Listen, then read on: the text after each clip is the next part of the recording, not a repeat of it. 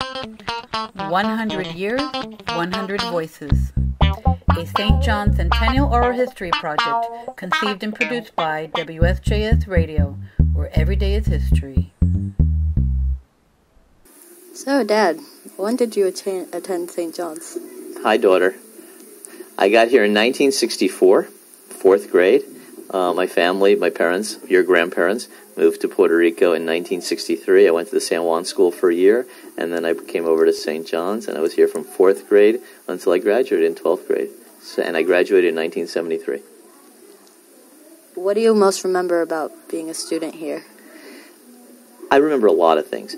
I'm probably going to jump into this right now. What did I take from my years at St. John's?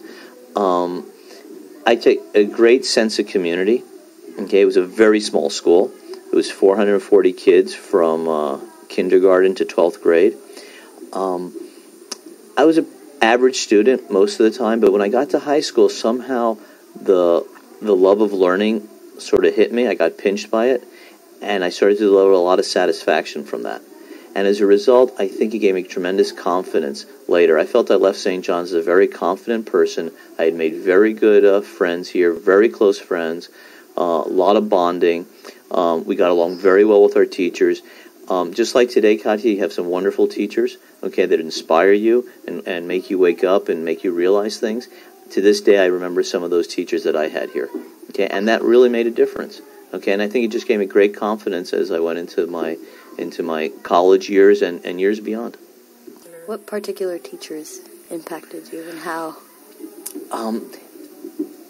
Our elementary teachers were extremely well-rounded and very complete. However, it was in the high school years that our eyes were opened, or my eyes were opened, to things. We had a professor called Guy Gatsby, and I think he was even a radio announcer himself at one point. And when he would give a lecture, he just had such a wonderful monologue and a way of speaking that he just brought us in. It was all about history. Okay, and I loved history, and to this day I love history, I think largely because of Guy Gatsby. There was another teacher, also a history teacher, very influential, who also inspired us when it came to debate and talking, and talking verbally out loud. And there was a Mr. Asperian, okay, who also had a great influence on us as a very well-rounded person. They inspired us. Just like today, Katya, you're concerned with what's going on in your environment, in your world.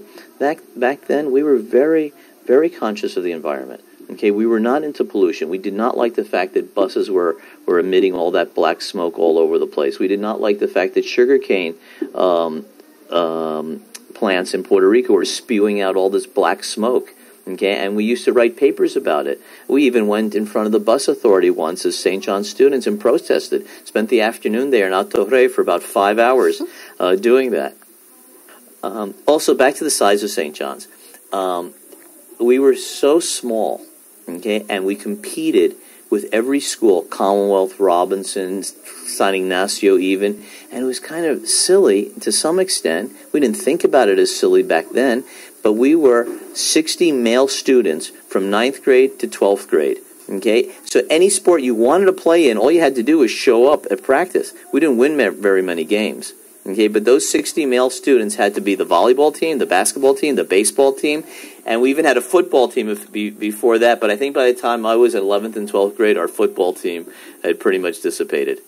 When I was in elementary, all these families moved to Puerto Rico from Oklahoma and Texas because there were two oil refineries in Puerto Rico on the southern part of the island. One was Corco and the other was Phillips 66.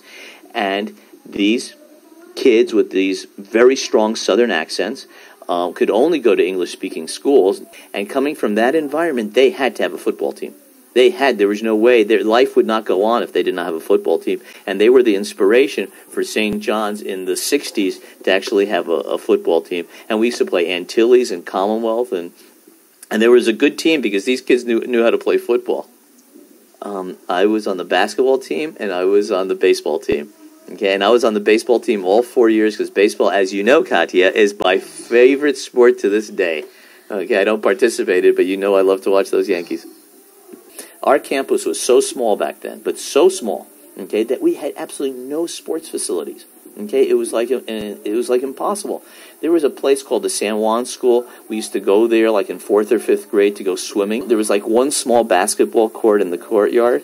Okay, and then I'll tell you something else. Where this building is today, okay, this actually belonged to the Presbyterian Hospital.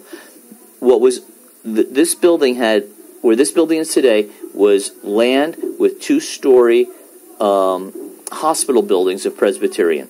Okay, it was many years later in the 80s that it was purchased. Where the gym is today, that was an empty lot.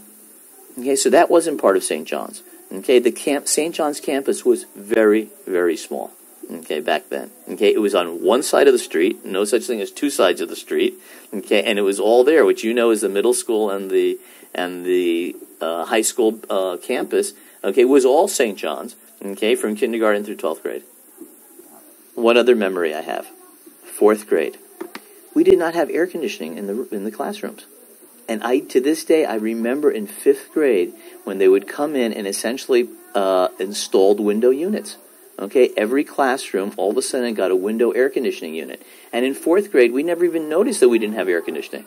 Okay, maybe there was more fresh air, less buildings in Condado. I don't really know what it was, but the windows would be open and we were there and nobody thought twice about it. Back then in 1964. Our senior class over the years had our bake sales, had our little movie things, and by the end of senior year, we probably had $700 in the bank, maybe $800 in the bank, and the idea was to do a class trip. Okay, well, believe me, the parents were not involved. So we are going to go to the Dorado Beach Hotel, where I still to this day remember the hotel rooms were $35 a night, and this is what we were going to do. And we were probably 33, 34 students. 19 of us had permission. 14 did not have permission. Didn't matter. The 19 went. The 14 didn't go. The parents didn't say anything. Nobody complained. It's just that's the way it was.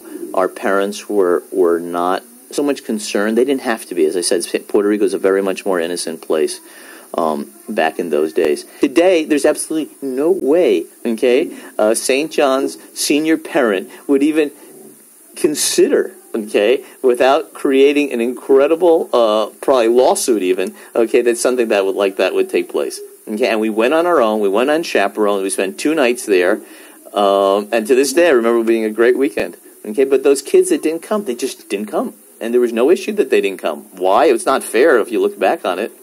Do you still feel like you have a very close relationship with your friends from here? I do. I think like many St. John's kids today, as you know, your older sister Hannah and older brother Michael, they're still very much in touch with their St. John's friends. When I went to college, St. John's today and back then, very much we would go to the Northeast. That was our north, so to speak. It's like, well, he did it, so I might as well do it as well. And that continues today at St. John's. So I was very much in touch with my St. John's fellow students in my college days, and then beyond. Not that many of us came back to Puerto Rico after college. I did. I had a family business to come into that I wanted to come into. I love the movie business, as you know.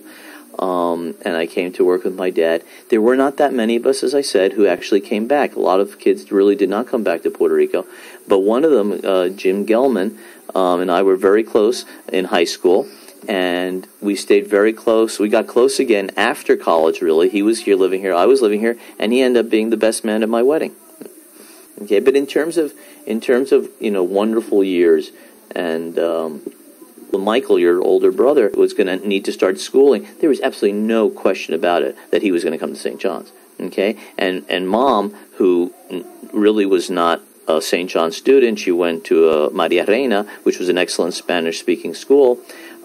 She was totally for St. John's. She thought kids who went to St. John's came out very well prepared and everything, so it was never an issue. Okay, plus of course we lived in Condado, and there was no second choice. Okay, there was one choice, and it was St. John's, and that's where you 3 kids were going to come. You, Michael, and Hannah.